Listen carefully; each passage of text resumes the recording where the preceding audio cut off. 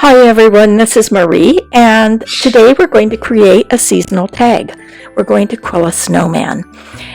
You can use any background you want for your tag, but I'm going to use a mixed media tag, and I'm going to just cover a tag, a Tim Holtz tag, with some gesso so that it can receive the spritzer that I'm going to be putting on when I start coloring this tag. But you can sponge a tag, you can just use torn paper, any kind of background you want for your tag will be fine. I thought we would be doing just a little bit of quilling of tags and see how you like that. I'm using a stencil. This is actually a stencil that's made for etching, putting it on glass and etching, but because it's adhesive on the back, and I usually prefer those without the adhesive, but I thought this would make a very nice textured design for the layers of snow on the ground. It has kind of a wavy look, so it will look like little snowbanks. And then I'm going to use a mixable stencil with large dots on top, and this will symbolize snowflakes. They're very large dots, kind of a nice effect. And we're going to hit this with our glue gun, just dry it, speed it up a little bit. You can let it air dry. It takes a few hours, but with a hot air, it can dry pretty quickly. Now, I know that it's kind of difficult to see all the texture, but trust me, it's there. You have the snowbanks in the bottom and the large flakes on the top. We're going to spray a little bit of Sherry Baldy's beautiful blue pigment from her Colorology products, and I'm going to start out very light, and then we'll darken it as we go along. I just want to begin defining the snowbanks. You can see them now as they pop up, and the spritzer kind of goes more into the recesses of the textured design.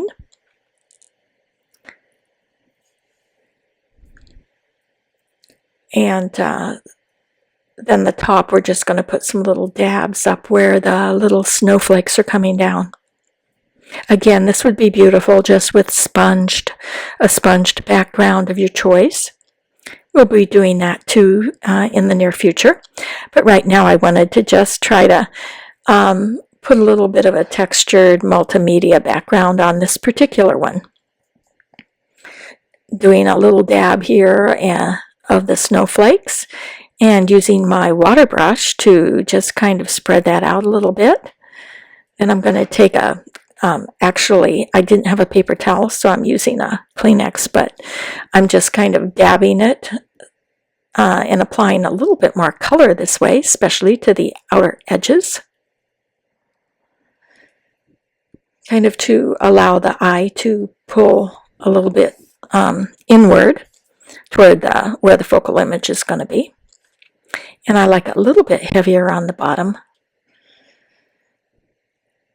We sprayed that one actually directly on it, and you can really see kind of the waviness that the texture paste produced for the little snowbanks. I thought I would do a little bit of quilling for you. I had some requests for quilling, so I will do one video in the near future with just all the steps of the different designs of quilling, the different shapes and the scrolls and all that. But for today, we're just going to be doing some very simple, a very simple design. We're going to be using 1/4 inch paper, and I got this from Quilled Creations, and it's already pre-cut. Some people do cut their own. However, I sometimes find it easier just to purchase it. If you cut your own, you'll want to have your paper, there's special quilling paper that you can buy, and it's about 60-pound paper. You would not want to exceed 60 pounds.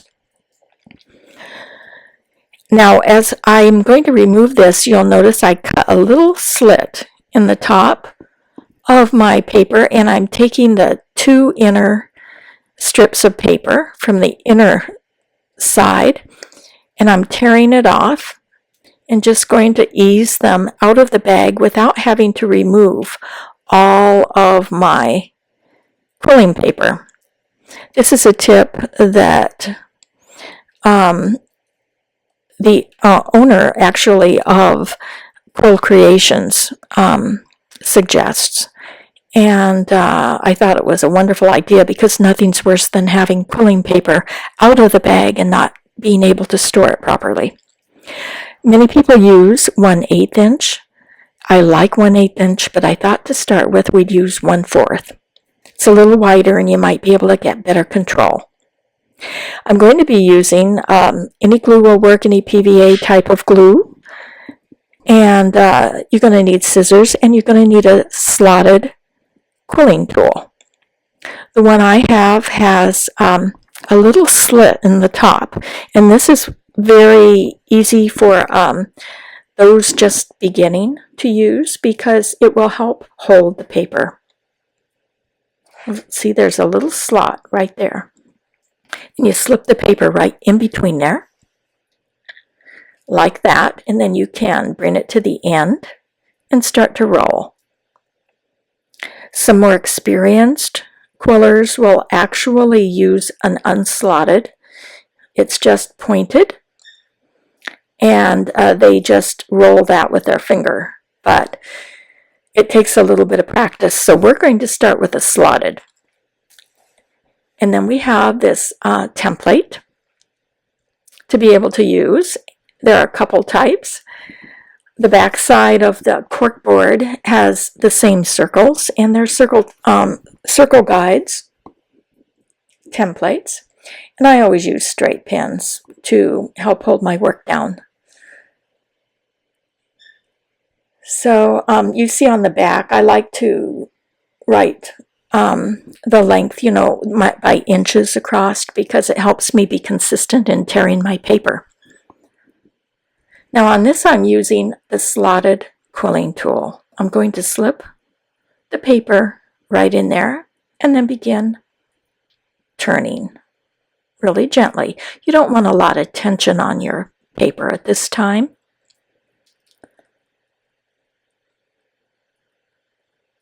And then when you do this, push your quilled circle off your finger. Don't pull it off, push it off with your index finger. That'll help keep it in a good design. Then I put it down and I allow it to uncoil on its own. And this is called a loose circle. I'm just going to apply a little bit, and when it comes to glue, less is always more. You'll get a much better, more professional look if you do not use a lot of glue. And now we're going to coil a 6-inch strip, again torn on each end. It'll allow for better adhesion.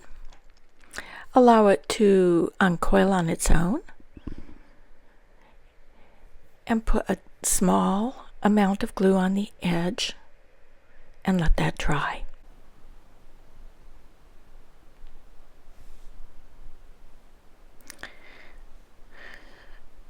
I'm kind of rushing a little bit, but do allow adequate time for drying. Now we're going to be taking an 8-inch, again coiling in a loose coil, not too much tension. We're going to want it to freely uncoil, and then we're going to close the open end with a tiny bit of glue. So you have a 4-inch, a 6-inch, and an 8-inch circle.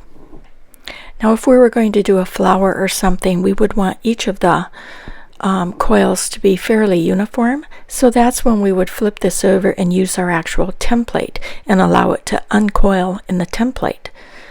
But for our snowman, we're doing kind of a loose, free-flowing, open, more of an open, loose coil. So I don't actually need my template at this time. I'm just using the cork board in the back to be able to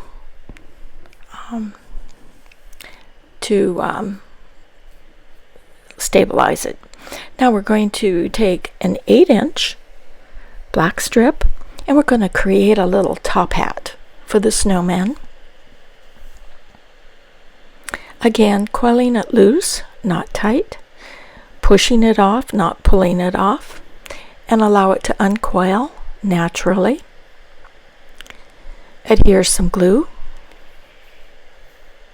Careful not to get too much on this because the glue will really show if you get the black kind of spilling over. Yeah, just allow that to uncoil. Then we're going to actually make a rectangle. You flatten it out with a tight squeeze. Then you'll turn it and repeat the process, and you now have made a square. Not a rectangle, but a square.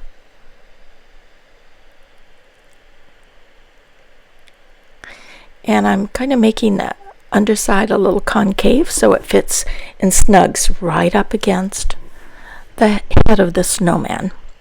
And just kind of like a little less than an inch of a strip for the rim of the hat. There are many ways we could actually coil a really thin, kind of almost a flattened out marquee, but I think this works just as well. And position your little top hat. Now you really could stop where it is right now, just allowing it to dry, or you can add some arms. We're just going to make some little V scrolls for the arms. Just a tiny bit. Seems like a little bit long. Fold it over. And then we're going to take each of the ends and we're going to just kind of twirl them.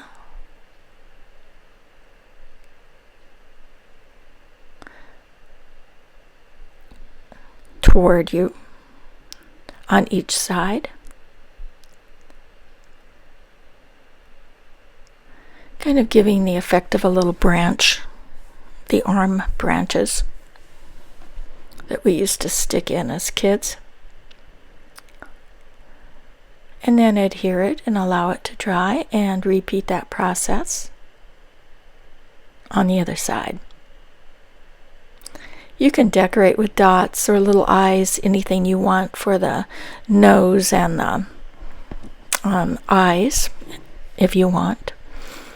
You can even put some little buttons down the front if you'd like. But we're just going to take our little snowman and place it on the snowbank. Adhere it with a little bit of glue on the underside.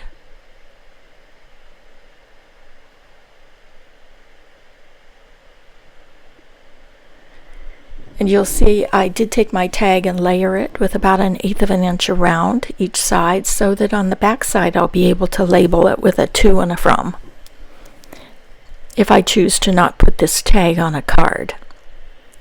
I'm taking the sentiment from a stamp set and called Winter Wishes. Just adhering that on with a little pop dot. And you have a cute little snowman. This can also be used on a little stationery. And again, on stationery going through the mail and such, it's often better to use 1/8 inch. But I think it makes an adorable tag. I hope you give it a try. If you have any questions, I'll look in the comment section. And stay tuned, we'll probably do a poinsettia for our next one.